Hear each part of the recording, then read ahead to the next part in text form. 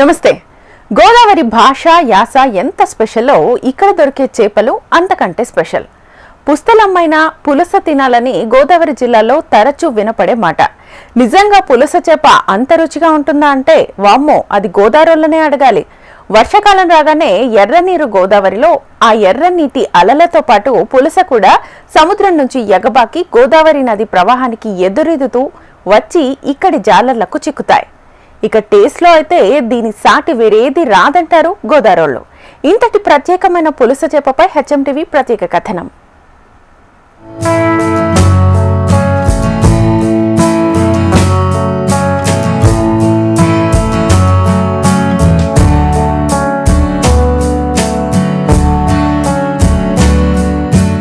Australia, New Zealand సముద్ర జలాల్లో సంచరించే హిల్సా అనే ఒక చేప సుదీర్ఘ దూరం పాటు ప్రయాణించి ఇటు ఉమ్మడి తూర్పుగోదావరి జిల్లాల పరివాహక ప్రాంతమైన సముద్ర తీర ప్రాంతానికి సంతానోత్పత్తి కోసం ఇంత దూరం ప్రయాణిస్తుంది. అయితే జూలై, ఆగస్టు, సెప్టెంబర్ ఈ 3 నెలలు గోదావరికి సంభవించే వరద కారణంగా ఇటు సముద్ర జలాలు, గోదావరి జలాలు కలిసే ప్రాంతం నుండి సముద్రం నుంచి ఈ చేప ఎదురీదుకుంటూ ఇటు ధవళేశ్వరం ప్రాంతానికి వస్తుంది. ఇలా వచ్చిన చేపకు ఈ గోదావరి జిల్లాల్లో ఎంతో డిమాండ్ ఉంది. అంతటి డిమాండ్ ఉన్న ఈ చేపపై హెచ్ఎంటీవీ ప్రత్యేక కథనం. అయ్య బాబోయ్, పులసండోయ్, నోరూరుంచి పులసండోయ్ అంటూ పులస చాప చూసి పులకరించిపోతారు గోదావరి జిల్లా వాసులు.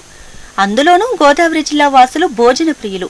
ఉభయ గోదావరి జిల్లాలో ఇటు సముద్ర తీర ప్రాంతం, అటు గోదావరి నది తీర ప్రాంతం కావడంతో ఇక్కడ వివిధ రకాల చేపలు ఈ ప్రాంతంలో అరుదుగా దొరుకుతాయి. అలాంటి చేపల్లో మహారాణి చేప పులస చేప.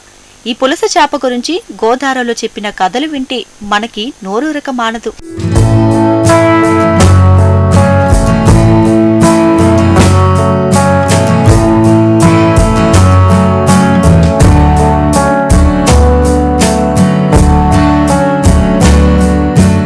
సంతాన ఉత్పత్తి కోసం ఆస్ట్రేలియా, న్యూజిలాండ్ వంటి సుదూర ప్రాంతాల నుంచి వచ్చి హిందూ మహాసముద్రంలో ప్రవేశించి అక్కడి నుంచి బంగాళాఖాతం గుండా వరదల సమయంలో గోదావరిలోకి వచ్చి చేరుతాయి ఈ చేపలు. గోదావరి వరద నీరు వచ్చి సముద్రంలో కలిసే సమయంలో గుడ్లు పెట్టిన తర్వాత అక్టోబర్ నాటికి తిరిగి సాగరానికి చేరుకుంటాయి. వాస్తవానికి పులస సముద్రంలో ఉంటే విలస చేప, నదిలో దొరికితే పులస అవుతుంది. ఈ పులస యానం వద్ద సముద్రం నుంచి ఎగువకు గోదావరిలో ఎగబాకుతూ ధవళేశ్వరం వరకు ఎదురెళ్తాయి. అలా వెళ్లే క్రమంలో జూలై, ఆగస్టు, సెప్టెంబర్ నెలల్లో వరదలు వచ్చినప్పుడు కొన్ని చేపలు సముద్రం నుంచి గోదావరిలో ఎదురీదుకుంటూ వెళ్తూ జాలర్లకు చిక్కుతాయి. పూర్వం సముద్రంలో నుంచి ఈదుకుంటూ ధవళేశ్వరం బ్యారేజ్ వరకు వెళ్లేవి. బ్యారేజ్ దిగువన పులసలంక అనే లంక కూడా ఉంది. అరుదైన ఈ పులస చేపలు గోదావరిలో తప్ప ఇంకెక్కడా దొరకవు. అందుకే అంత గిరాకీ.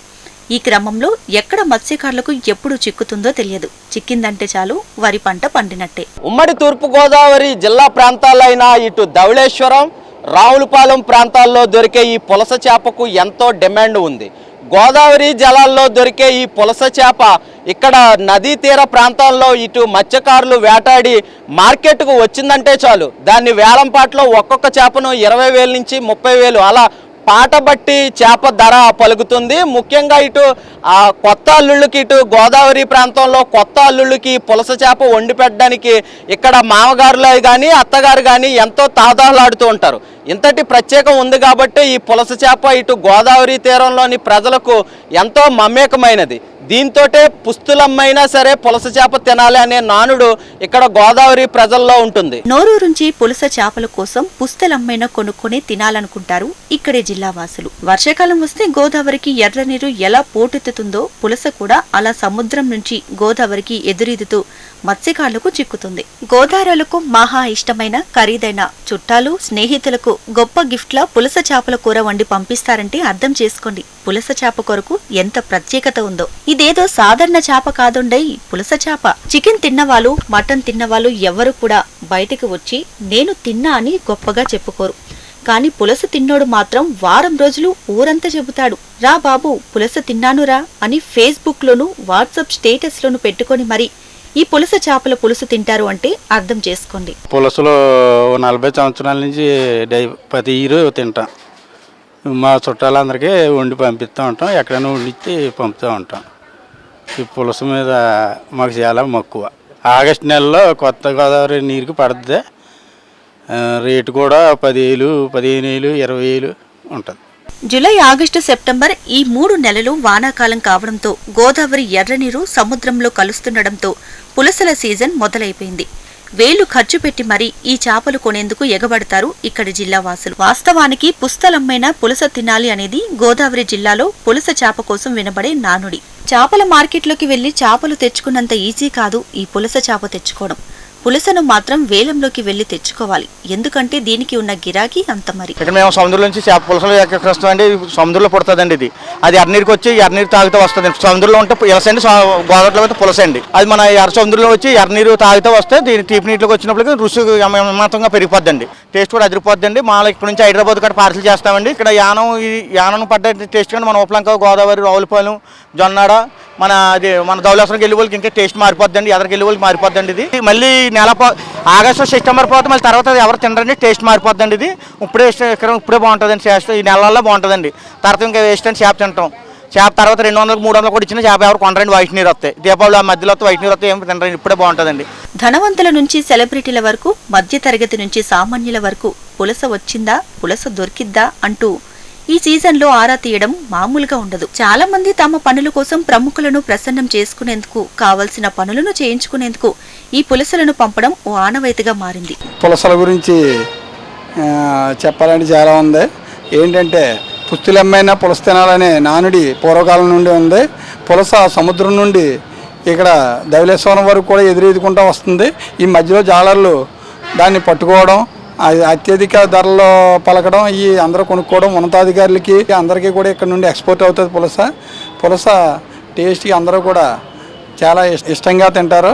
పులసని వండిన రోజు కాకుండా తర్వాత రోజు తింటే ఆ రుచి అమోఘంగా ఉంటుంది. అందుకని పులస కోసం ఎదురు చూస్తూ ఉంటారు. ఈ 3 నెలల్లోని సీజన్ 3 నెలల్లో కూడా గోదావరి ఎప్పుడైతే నీరు ప్రవహిస్తుందో సముద్రంలోకి ఎదురెదుకుంటూ వచ్చి పులస కోసం అందరూ ఎదురు చూస్తూ ఉంటారు. ఈ 3 నెలలు కూడా పులసని అత్యధిక ధరలకు కొనుక్కుంటూ ఉంటారు. రాజమండ్రి నుంచి ఎప్పుడు పులస కొందామని వచ్చేవాళ్ళం, ఎప్పుడు పులస దొరికింది. అలాంటిది మేము ఈ వారంలో 4-5 చుట్లు వచ్చినా మాకు పులస దొరకలేదు. పులస రేటు చూస్తే ఏదన్నా ఒక కాలు దొరికితే 25,000, 30,000 చెప్తున్నారు. ఆ రేటు చూస్తే చాలా రేటు అయిపోయింది. ఇంకా మాలాంటి వాళ్ళు మేము తినలేక ఇంకా రేపంటే వెనక్కి వెళ్ళిపోతున్నాం. అవన్నీ చేపల ఉత్పత్తి కూడా తగ్గిపోయింది. ఈ నీళ్ళు సముద్రంలో ఎప్పుడు కలిసాయో ఆ కాలంలో చేప పన్నం కూడా ఇబ్బంది పడిపోయింది. అందుకని మధ్య కార్మికులు వీళ్ళు ఇబ్బంది పడిపోతున్నారు. ఈ పులస తిన్నాకని వచ్చాం మేము. పులస పడతలేదు, ఎక్కడ చూసినా 25,000, 30,000 రూపాయలు చెప్తున్నారు. చేప అండి ఏడాదిలో 2 నెలలు వస్తాయండి. బాగా చాలా ఇంకా ఈ చేప టేస్ట్ ఏ చేప ఉండదండి. మీకు సొంతగా గట్ట ఇవన్నీ ఎందుకు పని చేయబండి అసలు. ఇంక నెంబర్ 1 కింద ఉంటుందండి చేప. మీకు ఈ చేప తినాలంటే అండి పెట్టి పుట్టాలండి. చేప కంటే నెంబర్ 1 రుచి అండి. ఇంకా మీకు చేప కొనాలంటే పుత్తులతోడన్నా అమ్మి చేప తినాలి అని టైప్లో కనపడుతుంది.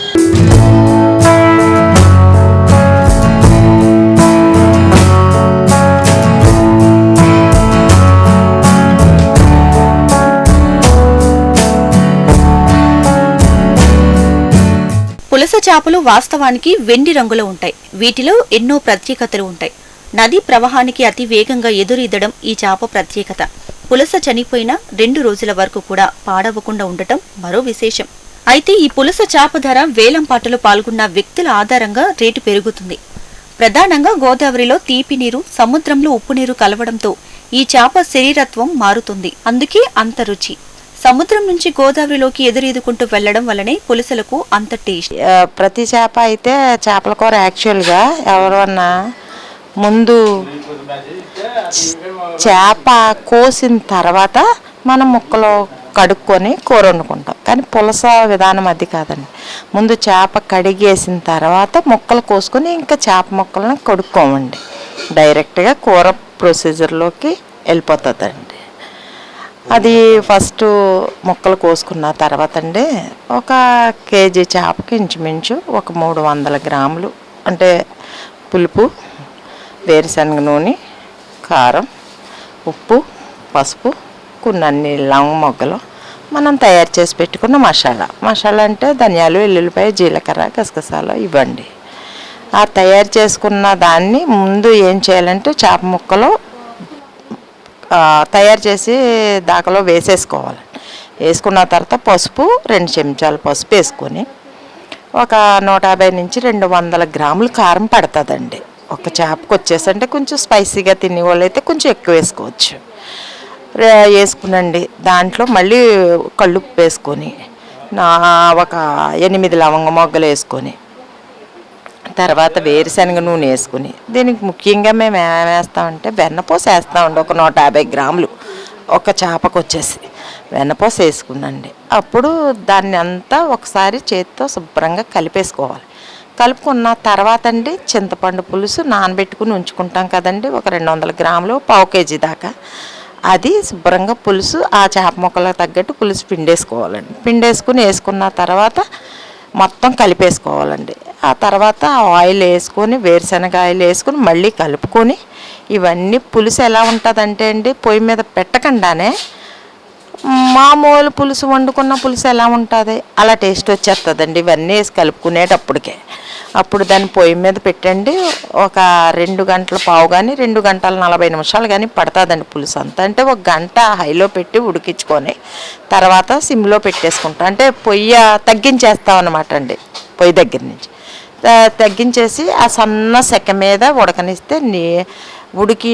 ఉడకనిస్తే బాగా నూనె తీరుతుంది. ఆ మధ్యలో పులుసు మరిగేటప్పుడు పచ్చిమిరపకాయలు, బెండకాయలు వేస్తామండి. పులస చేపలోకి బెండకాయలే కాంబినేషన్ అండి, బాగుంటుందండి బెండకాయ వేసుకుంటే పులుసు. అలా 2 గంటలన్నర 3 గంటలు ఇంచుమించు 10 నిమిషాలు అవతల పట్టిన పులుసుని దించుకొని చల్లారిన తర్వాత మనం తింటే టేస్ట్ బాగుంటుందండి. వేడివేడిగా తింటే ఒక రకమైన టేస్ట్ ఉంటుంది. కొంచెం చల్లారిన తర్వాత అంటే ఏం లేదు, వేడిగా తింటే గబగబా తినేస్తాం, చల్లారిన తర్వాత ఆస్వాదంతో తింటామండి. దానికి రుచి అదే తేడా. ఈ పులస చేపల్లో ఆడ మగ చేపలుండగా వీటిలో ఆడ చేపకు ధర ఎక్కువ. ఈ చేపను వండడం కూడా ఎంతో ప్రత్యేకంగా వండుతారు. మట్టి దాకలు వేసి వండితే కూర మంచి టేస్ట్గా ఉంటుందని మరికొంతమంది అంటుంటారు. ఎవరికి నచ్చినట్టు వారు వివిధ రకాల స్టైల్లో వండుతారు. ఈ పులస కూర వండిన తర్వాత 7 రోజుల వరకు కూర పాడవకుండా మంచి రుచిగా ఉండటం ఈ పులస చేప ప్రత్యేకత. సముద్ర జలాలు, నదీ జలాలు కలుషితం కారణంగా ఇటు సముద్ర తీర ప్రాంతాల్లో ఏర్పాటు చేస్తున్న ఫ్యాక్టరీల నుంచి వచ్చే వ్యర్థాలను నేరుగా సముద్రంలోకి విడుదల చేయడంతో పాటు ఈ సముద్ర జలాలు కలుషితం కారణంగా చేపల సంతానోత్పత్తి తగ్గిపోయింది. ఈ కారణంగానే మత్స్యకారులు జీవనోపాధి కోల్పోతున్నామని ఆవేదన వ్యక్తం చేస్తున్నారు.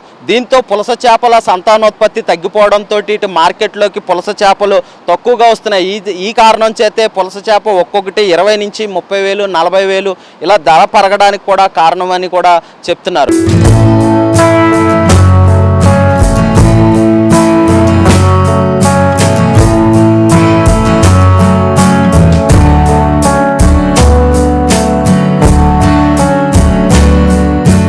కొన్నేళ్లుగా గోదావరిలో పులస లభ్యత తగ్గిపోతుంది.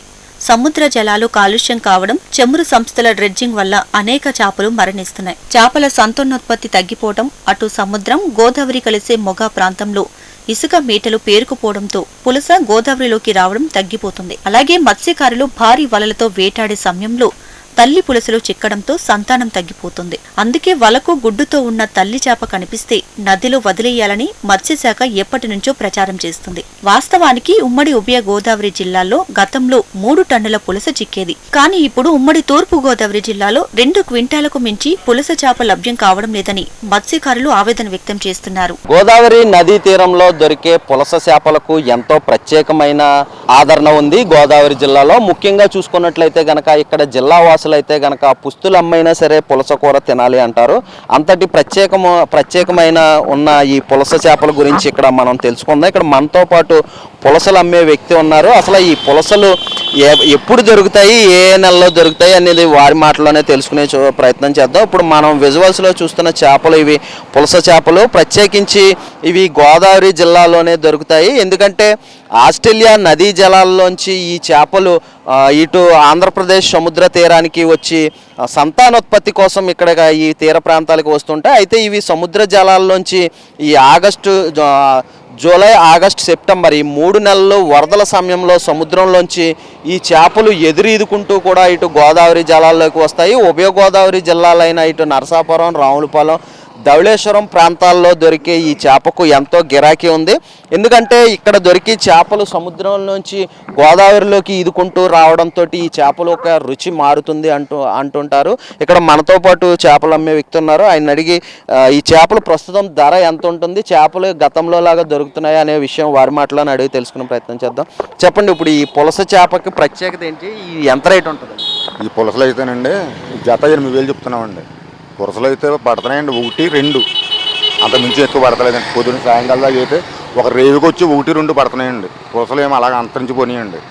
సముద్రం దగ్గర ఏదో రిగ్గింగ్ ఏదో కొడుతున్నారంటండి, అది ఆయిల్ తిట్టుకుని చేరి పైకి చేప అయితే రావడం లేదండి. మేమైతే కిందకి యానం దాకా వెళ్ళి రేవుకి ఒక్కో చేప 2 చేపలు తెచ్చుకుంటున్నామండి.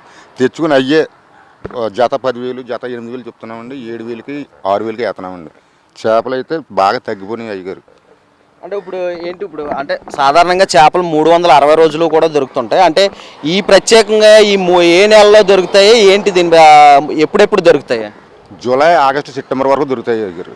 ఒకవేళ నీరు ఇరిగిపోతే మాత్రం దీనికి విలువ ఉండదండి, విలస అంటారండి. ఈ మురికి నీటి టైంలోనే పులసలు మంచి రుచిగా ఉంటాయి.